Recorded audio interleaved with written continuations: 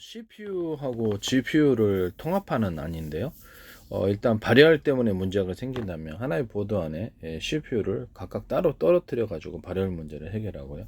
그 안에다가 약간 그 쿨링 팬을 갖다가 이렇게 위에서 제가 컴퓨터 윗부분에서 어떤 이렇게 그 환풍기 방식으로 열을 빨리 빼는 식으로 한다는 겁니다. 그거를 바로 옆에다 중간에다가도 두면 돼요.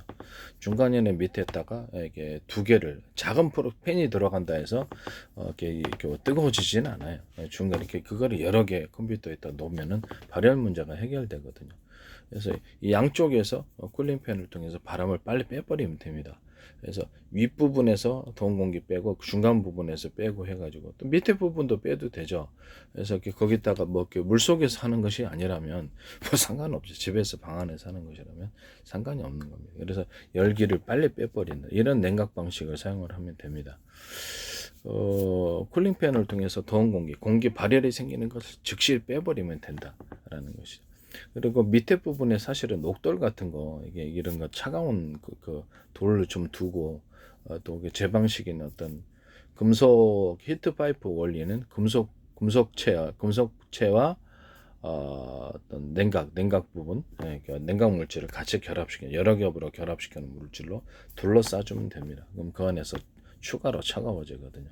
이런 냉각 방식을 사용하시면 제기술입니다. 컴퓨터 안에서뿐만 아니라 다른 모든 기기에서도 이와 같이 더운 공기를 신속히 상중하로 또는 적어도 이렇게 좀 부담스러우면 상중만, 위에 높은 층, 중간 층만, 밑에 층까지 동시에 열기를 빨리빨리 외부로 빼버린다는 거죠. 오른쪽 왼쪽 다 하면 되죠. 이렇게 해서 발열을 그 안에서 컴퓨터라는 부분에 딱 사각 박스 안에 갇혀 있기 때문에 더운 거거든요. 그래서 그 부분을 빨리 빼버리는 식으로 열기를 감당하면 충분히 감당할 수 있을 것이라고 생각합니다. 이와 같이 이제 제가 소형 컴퓨터를 말씀을 드렸는데 그 어떤 노트북 컴퓨터하고는 또 다른 틀린 데스크탑만큼 능력을 갖고 있으면서 이때 필요한 것이 바로 이 냉각 기능인데요. 이 냉각 기능을 이와 같은 방식으로 하면 되겠습니다. 휴대용으로 갖고 다니면서 어떤 다른 어떤 돌돌 마른 이런 그 모니터하고 같이 하든가 아니면은 다른 데 가서 자기 컴퓨터에 어떤 가지고 작업을 할 필요성이 있을 거예요. 그런 어떤 사람들은. 그래서 일일이 다운로드해서 가져가기보다 다른 데 가서 딱 그 모니터만 꽂으면 곧바로 작업을 할 수 있거나 또는 뭐 소형 어떤 그 배터리, 제가 가정용 배터리 말씀을 드렸었죠. 컴퓨터뿐만 아니라 집안에 전기가 나갔을 때 2차 전지들을 싼 2차 전지들을 연결해 갖고 가정용 컴퓨터에서도 쓸 수 있고 전기가 나갔을 때 이렇게 주요 전력선에 하루 이틀 정도 쓸 수 있는 2차 전지를 갖다가 100개, 200개, 1000개 뭐 용량을 따라서 이렇게 해갖고 온오프 방식으로 전기를 갖다 쓸 수 있는 그런 인버터 발전기를 통해서 보통 이렇게 전력을 이렇게 나갔을 때 공급을 하는데, 집안에서는 그냥 그게 힘드니까 여자도 많고 부르는 사람들이 많아요. 그냥 전기로 그냥 곧바로 공급을 해버린다는 거죠. 그래서 그렇게 가정용 이런 배터리 또는 그것이 휴대용도 될 수 있겠죠. 뭐 그런 것들도 야외 나가서도 그럼 데스크탑 가지고 두고 이렇게 일할 수 있거든요. 그와 같이 하시면 제 기술입니다. 뭐 차 안에서도 일할 수 있고요. 차 안에서는 이제 장기적으로 제가 이렇게 뭐 컴퓨터하고 TV의 결합을 얘기를 했기 때문에 차 안에서도 이제 어떤 차량용 컴퓨터가 생길 거라고 생각합니다. 우선 현재 있는 가정용 어떤 지금 TV를 컴퓨터하고 이렇게 TV의 결합을 제가 말씀을 드렸기 때문에 차 안에서도 역시 컴퓨터하고 TV의 결합 제품으로서 무선 TV가 나면 거기서도 이제 있기 때문에 그 안에서도 컴퓨터를 할 수 있는 거죠, 무선으로. 아직 그 제품이 나오기 전에는 이게 소형 어떤 이런 컴퓨터를 집안에 있는 걸 가지고 갖고 다니면서 이렇게 할 수 있다라는, 그때 이제 필요한 것이 냉각 기능인데 이 부분을 제가 말씀을 드립니다. 지금 노트북도 컴퓨터고 근데 다만 능력의 차이, 저장 용량이라든지 이렇게 능력의 차이가 존재하고 있는 거고요. 그다음에 태블릿 PC도 그렇고 스마트폰도 사실상 컴퓨터죠. 근데 다만 저장 용량이라든지 그런 부분에 있어서 좀 차이가 있는 것이기 때문에 저장뿐만 아니라 어떤 속도도 많은 일을 처리하기에는 좀 속도 문제도 좀 있고, 이렇게 게임 같은 것을 갖다가 이렇게 온라인 동영상 게임으로 한다는데 그 스마트폰으로는 한계가 있는 거죠. 스마트폰 한계가 있고 노트북도 네, 한계가 있습니다. 속도 차이 때문에 그렇습니다. 속도 차이도 그렇고 그래서 이렇게 보통 집안에서 이게 좀 사양이 떨어지면 PC방 가가지고 하잖아요. 그래서 제가 그 말씀을 드렸는데 태블릿 PC보다 약간 더 큰 어떤 게임 전용 모바일 기기를 만들자라고 말씀을 드렸어요. 게임 전용 이런 그 휴대용 그래서 약간 컴퓨터 데스크탑만큼 컴퓨터 같은 이런 그 속도 이렇게 성능을 좀 부여를 하고 그래서 이렇게 이동통신 회사나 인터넷 회사에서 제공을 하는 사무실 서비스를 전용 온라인 선을 거기서 만들어 속도를 빨리 처리해 주는 거죠. 무선 방식이긴 하지만 무선 방식이긴 한 유선 다른 데 가서 유선으로 꼽아도 되고 무선으로 꼽아도 되고 다른 데 인터넷은 유선도 되고 무선도 되는 그런 컴퓨터 제가 말씀을 드렸었죠. 그래서 이렇게 그 기존의 모든 컴퓨터를 서로 어떤 워키토키 방식으로 해서 서로 통신 구조를 갖게 하자. 그렇게 해서 이렇게 무선 그 인터넷 회사라든지 아니면 이동통신 회사에서 서비스할 때 자체 전화도 되고 그걸 통해서 이렇게 정보통신 도로로 사용할 수 있다고 제가 그 말씀을 드렸었죠. 라디오 이렇게 AM, FM 라디오처럼 이렇게 해서 이렇게 주파수가 각 틀릴 수 있고 주파수 같은 거는 이렇게 스마트폰이 안에 여러 대 있는 것처럼 같은 주파수라도 호출번호만 틀리게 해서 신호를 삼아서 무선으로 이렇게 통신할 수 있는 컴퓨터끼리도 이렇게 워키토키 방식으로 자체 통신이 가능하고 멀리 떨어지는 중개회사를 통해서 서비스하는 회사를 통해서 여기가 좀 추워가지고 서비스하는 회사를 통해서 통신하는 컴퓨터 전화가 되는 자체 전화가 되는 물론 인터넷 방식으로도 전화도 되고요. 워키토키 방식으로도 전화되는 이런 컴퓨터를 제가 말씀을 드렸었습니다. 네. 어쨌든 다시 그 어떤 CPU하고 제 기술 일부러 제가 많이 언급하려고 그렇게 하는 겁니다. 어쨌든 그 지금에 보면 노트북도 있고 또 태블릿 PC도 있고 그다음에 스마트폰도 있기 때문에 하나하나가 실제로는 다 컴퓨터란 말입니다. 그래서 그 어떤 스마트폰 안에서도 이렇게 AP라는 기능을 통해서 CPU, GPU라든지 여러 가지 어떤 사양들이 여러 가지 부분들이 하나로 이렇게 들어가 있단 말씀입니다. 뭐 이렇게 CPU, GPU, ISP, MPU, DSP, 모뎀 이렇게 해서 다양하게 여러 가지 부품들이 하나로 이렇게 그 하나의 칩에 들어가 있어요. 근데 다만 이게 속도도 느리고 이제 발열 문제도 있고 이러다 보니까 저는 그래서 이거를 소형 컴퓨터를 이제 갖고 다닐 때 이게 이렇게 마더보드 따로 있고 그래픽 보드 따로 있고 이런 것보다 이렇게 스마트폰처럼 이렇게 CPU를 GPU를 통합을 시키는 안도 괜찮다. 그것도 괜찮아요.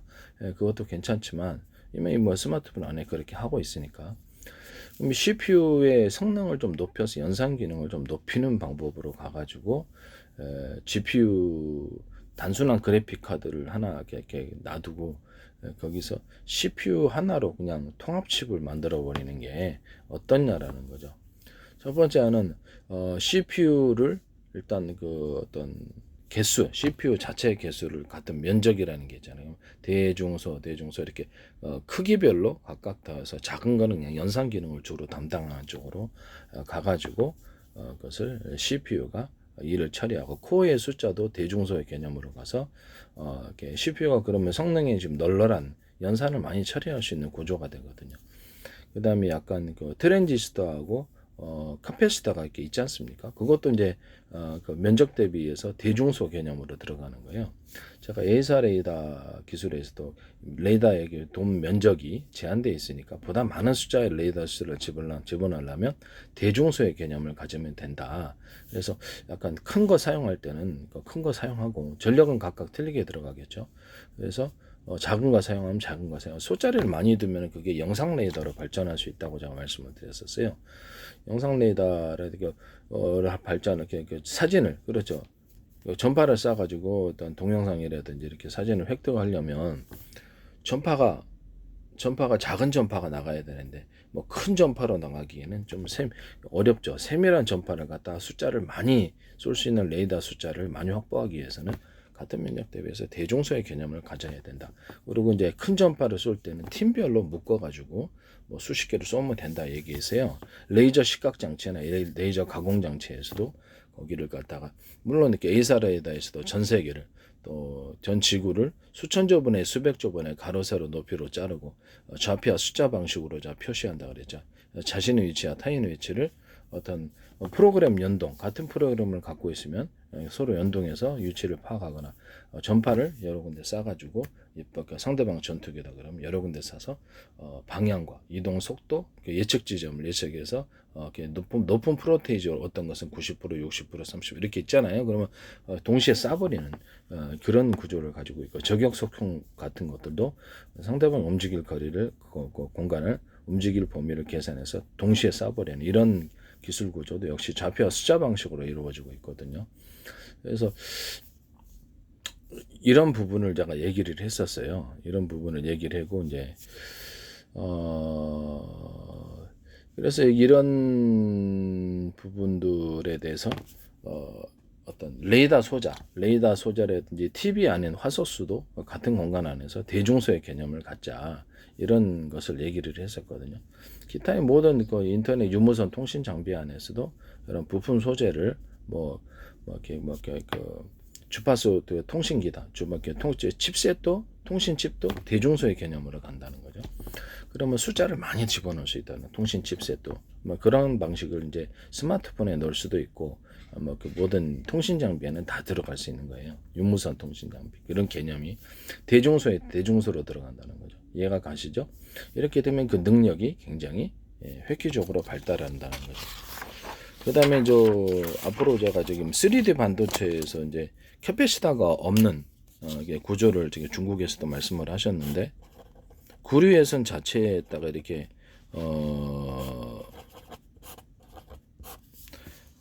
구리외선 자체에다가 대나무 매듭 구조, 마드 구조처럼 두툼한 부분을 전기소론으로 얘기를 하자면 전기가 거기에 충전돼 가지고 딱 가는 통신도 그렇게 될 수 있어요. 이렇게 해서 이렇게 그 캐패시터가 이제 이렇게 전기 축적 개념이 있으니까 이렇게 해서 구리외선에다가 약간 두터운 부분을 일부러 동그랗든 뭐가 네모나든지 만들어 가지고 거기에 전기가 축적되어서 이거를 캐패시터 역할을 하게 하자라고 얘기를 했고요.